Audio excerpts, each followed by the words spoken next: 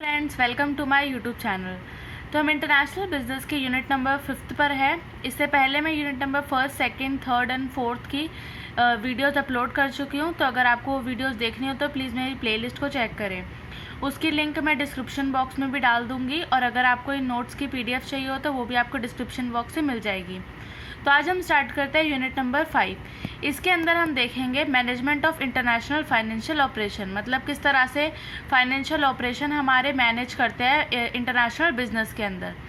तो फर्स्ट हम पढ़ेंगे कि इंटरनेशनल फाइनेंशियल मैनेजमेंट होता क्या है। तो इसके अंदर आता है analysing and quantifying the various benefits. इसके अंदर हम एनालाइज करते हैं और देखते हैं अपने वेरियस बेनिफिट्स को, कॉस्ट को देखते हैं, रिस्क को देखते हैं, जिससे कि हम अच्छे से अपने बिजनेस को कर पाए और इन्वेस्ट कर पाए अपने फॉरेन साइट के अंदर। इसके अंदर हमारे सारे एस्पेक्ट आते हैं, जैसे कि political, legal, economic, cultural factor. तो ये सब इसके अंदर आते हैं। इसके अंदर हमें सब ये देखने को मिलता है इंटरनेशनल फाइनेंशियल मैनेजमेंट के अंदर। तो उसके बाद हम बात करते हैं कि इसके अंदर कैपिटल बजटिंग क्या होता है। तो कैपिटल बजटिंग के इसके अंदर हम 3 डिसीजंस को देखेंगे। तो फर्स्ट आता है हमारा इन्वेस्टमेंट डिसीजन। इन्वेस्टमेंट का मतलब आता है कि हमें कहाँ पर अपने पैसे को इन्वेस्ट करना है, कौन से बिजनेस के अंदर इन्वेस्ट करना है, उससे हमें कितने एस्टिमेटेड कैश फ्लोज मिलेंगे, मतलब कितना कैश फ्लोज हो जाएगा हमारा, कितने इनफ्लोज होंगे, कितने आउटफ्लोज होंगे, कितने हमें डिस्काउंट मिल जाएगा, और लास्ट में हमारा NPV कितना बचेगा। तो वो हम देखते हैं इन्वेस्टमेंट डिसीजन के अंदर। तो इन्वेस्टमेंट डिसीजन लेने से पहले हमें क्या क्या फैक्टर्स को कंसीडर करना पड़ता है। तो उसके लिए हमें सबसे पहले डिफरेंशिएट करना पड़ेगा कैश फ्लो ऑफ प्रोजेक्ट और पेरेंट कंपनी के कैश फ्लो के बीच में, मतलब प्रोजेक्ट कंपनी और पेरेंट कंपनी, इन दोनों के कैश फ्लोज को हम मैच करेंगे। इसके अंदर डिफरेंस निकालेंगे, कितने का डिफरेंस आ रहा है। फिर उसके बाद आता है हमारा, इसके अंदर हम पॉलिटिकल, इकोनॉमिक और फॉरेन एक्सचेंज रिस्क को देखेंगे कि उससे हमारी वैल्यू ऑफ इन्वेस्टमेंट कितनी निकल रही है। उसके बाद हम सोचेंगे कि हमें उसके अंदर इन्वेस्ट करना है या नहीं करना। थर्ड पॉइंट आता है हमारा connection between cash flow to the parent and the source of financing must be recognised. तो इसके अंदर आता है, मतलब हम देखेंगे कि हमारा कैश फ्लो और पेरेंट कंपनी के बीच में कैसा रिलेशनशिप है, उसके बाद ही हम उसे कंसीडर करेंगे। फिर इसके बाद हमारा इसमें आता है प्रोजेक्ट और पेरेंट कैश फ्लोज। तो इसके अंदर हमारे 3 पार्ट होते हैं। मतलब सबसे पहले आता है होस्ट कंट्री में ब्लॉक रिपेट्रेशन, मतलब होस्ट कंट्री मतलब जहाँ से सारा काम किया जा रहा है, होस्ट कंट्री। सेकंड आता है tax at an unfavourable rate, मतलब जो टैक्स है वो अनफेवरेबल रेट्स पे तो नहीं लिया जा रहा। थर्ड आता है हमारा री इन्वेस्टमेंट डिसीजन या फिर क्लॉजेस, मतलब हमें दोबारा से उसके अंदर इन्वेस्टमेंट करनी है या नहीं करनी, तो इसके अंदर हम वो डिसीजन लेते हैं। तो ये सब हम किसके बेसिस पे होता है, डिविडेंड के बेसिस पे होता है, जिसके अंदर हम देखते हैं हमारा रीपेमेंट पीरियड कितना है और कितना अच्छा है। थर्ड आता है हमारे स्टॉक होल्डर्स जो है वो ब्लॉक यार्ड ना करें हमारी अर्निंग्स के अंदर, और वो ज़्यादा से ज़्यादा कंट्रीब्यूट करे फर्म के अंदर। तो इसके अंदर आता है stock holder do not perceive backyard earnings as a contribution to the value of the firm.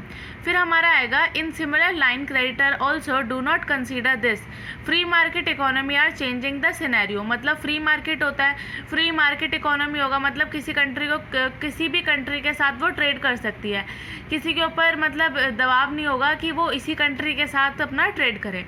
फिर आता है इसके अंदर पॉलिटिकल रिस्क क्या क्या होती है हमारे इन्वेस्टमेंट डिसीजन के अंदर।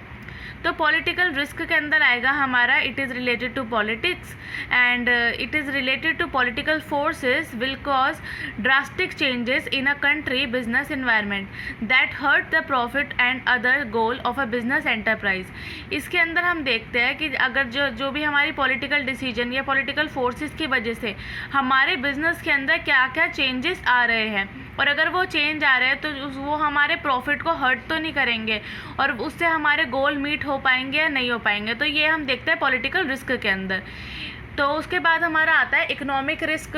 इकोनॉमिक रिस्क के अंदर आता है हमारा इकोनॉमिक मिसमैनेजमेंट, मतलब इकोनॉमिक्स के साथ हमारी मिसमैनेजमेंट तो नहीं है, और अगर है तो उससे हमारे प्रॉफिट को कोई हर्ट तो नहीं हो रहा, और हमारे गोल को हम मीट कर पाएंगे या नहीं कर पाएंगे, इसके अंदर भी हम वही देखते हैं।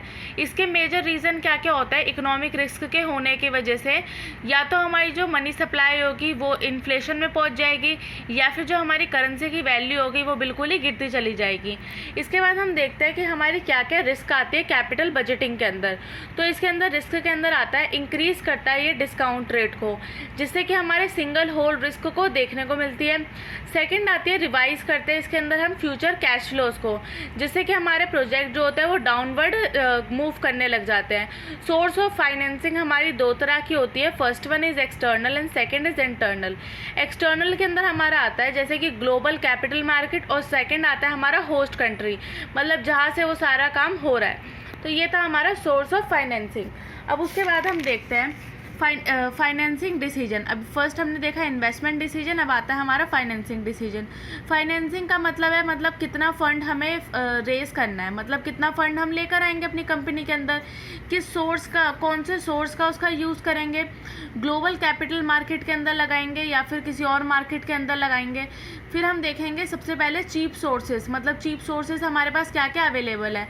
फिर हम अपनी कॉस्ट ऑफ कैपिटल को लो करेंगे, क्योंकि इससे क्या होता है हमारे जो कंपनी का साइज़ होता है और लिक्विडिटी होती है वो अच्छी होती है। Need to follow the government requirement, मतलब इसके लिए गवर्नमेंट की कुछ कुछ रिक्वायरमेंट्स है उनको भी पूरा करना पड़ेगा। लोकल डेट फाइनेंसिंग को पूरा करना पड़ेगा। सेल ऑफ इक्विटी करना पड़ेगा। दिस रेज COC एंड दस डिस्काउंट रेट। गवर्नमेंट भी ऑफर लो इंटरेस्ट लोन, जो गवर्नमेंट होती है वो ऑफ़र करती है कम रेट के लोन्स को, जिससे कि हमारा जो COC होता है वो लो हो सके और हमारे डिस्काउंट रेट अच्छा हो जाए। तो इसके अंदर हम एक एग्जांपल लेते हैं, जैसे कि हमने लिया इसके अंदर डेप्रिसिएशन की बात करें किसी फॉरेन एक्सचेंज मार्केट के अंदर, तो $1 65 रुपीज़ के इक्वल था। और अगर हम $100 की बात करें तो वो कितना है 6500 के। एक साल के बाद हमने क्या देखा कि जो हमारी करेंसी की वैल्यू है ना वो क्या हो गई, इंक्रीज़ हो गई। मतलब $1, उनका तो $1 रहा और हमारी जो करेंसी की वैल्यू थी वो कितनी आ गई, डिक्रीज़ पे आ गई। मतलब पहले 65 थी और अब 69 हो गई। तो इसी हिसाब से हमने देखा कि $100 के निकालेंगे तो कितना आता है 6900। फिर हम देखते हैं वर्किंग कैपिटल मैनेजमेंट डिसीजन। तो इसके अंदर हमारे 3 डिसीजंस लेने पड़ते हैं। मिनिमाइज़ करना पड़ता है अपने कैश बैलेंसेस को। सेकंड हम इसके अंदर रिड्यूस करते हैं ट्रांजैक्शन कॉस्ट को। फिर उसके बाद हमें अपना टैक्स बर्डन को मैनेज करना पड़ता है। मिनिमाइजिंग कैश बैलेंसेस, इसके अंदर आता है हम अपने सबसे पहले अपनी कैश रिक्वायरमेंट देखेंगे कि हमारे कंपनी को कितनी की कैश रिक्वायरमेंट है। सेकंड है हमारा issue in IB, international business के अंदर मतलब क्या क्या उसके इश्यूज आ जाते हैं, जैसे कि cash holding eight individual subsidiary और सेंट्रलाइज डिपॉजिटरी। तो इसके अंदर मतलब कैश होल्डिंग मतलब हमें कहाँ पे रखनी है, ज़्यादातर सेंट्रलाइज्ड के अंदर, डिसेंट्रलाइज्ड फॉर्म के अंदर, तो हम उसको चेक करेंगे।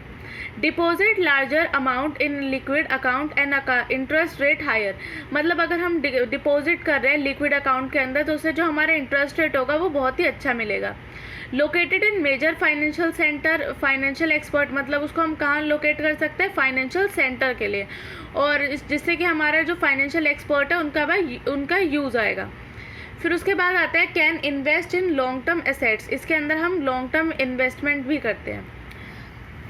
फिर आता है हमारा सेंट्रलाइज डिपॉजिटरीज लिमिटेड, मतलब जो सेंट्रलाइज डिपॉजिटरी होती है वो बहुत ही लिमिटेड होती है, क्योंकि इसके अंदर गवर्नमेंट की टेक प्लेस आता है।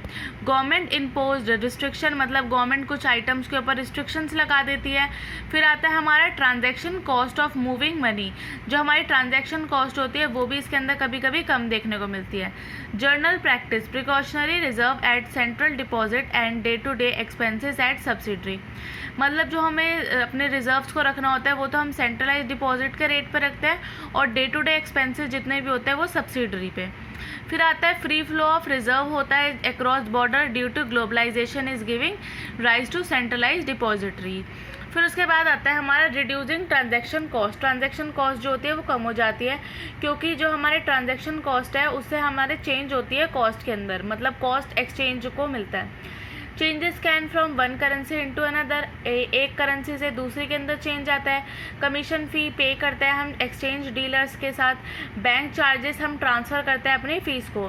फिर इसके अंदर हमारी 2 नेटिंग होती है, बायलेटरल नेटिंग और मल्टीलेटरल। बायलेटरल का मतलब होता है जब 2 ऑर्गेनाइजेशन या सब्सिडरीज़ के बीच में काम होता है, और मल्टीलेटरल का मतलब होता है मल्टीपल कंपनीज, मतलब एक कंपनी और उसके साथ में कई सारी कंपनियां अगर साथ में ट्रेड करती है तो। उसके बाद हम थर्ड आता है हमारा point managing the tax burden. तो टैक्स बर्डन को देखेंगे कि डेवलप्ड कंट्री में कितना टैक्स लगाया जा रहा है और डेवलपिंग कंट्री में कितना है। टैक्स के प्रॉफिट देखेंगे, मतलब टैक्स की वजह से हमारा कितना प्रॉफिट हो रहा है और कितना डिविडेंड उससे मिल रहा है। Some country tax income earned outside their boundary, मतलब कुछ कंट्री के अंदर जो टैक्स अर्नड होता है वो आउटसाइड बाउंड्रीज़ के बियॉन्ड होता है, बट कुछ कंट्री के अंदर मतलब उन्हें कंट्री के अंदर ही बहुत ज़्यादा टैक्स का बेनिफिट मिल जाता है। इससे हमें डबल टैक्सेशन भी देखने को मिलता है। Income of foreign subsidiary is taxed both by the host, मतलब अगर फॉरेन सब्सिडरी की बात करें तो उसके अंदर जो टैक्स होता है वो बोथ कंट्री लगाती है, होस्ट कंट्री भी और जो दूसरी वाली कंट्री है वो भी। Government and by the parent company, मतलब होस्ट कंट्री और पेरेंट कंपनी दोनों कंट्री क्या लगाती है, टैक्सेस लगाती है। तो ये होता है हमारा डबल टैक्सेशन। तो आज हमारी वीडियो में बस इतना ही, और आज हमने यूनिट नंबर 5 कंप्लीट कर लिया है इंटरनेशनल बिजनेस की। अगर आपको मेरी वीडियो पसंद आई हो तो प्लीज़ लाइक करें और मेरे चैनल को सब्सक्राइब करें। Thank you.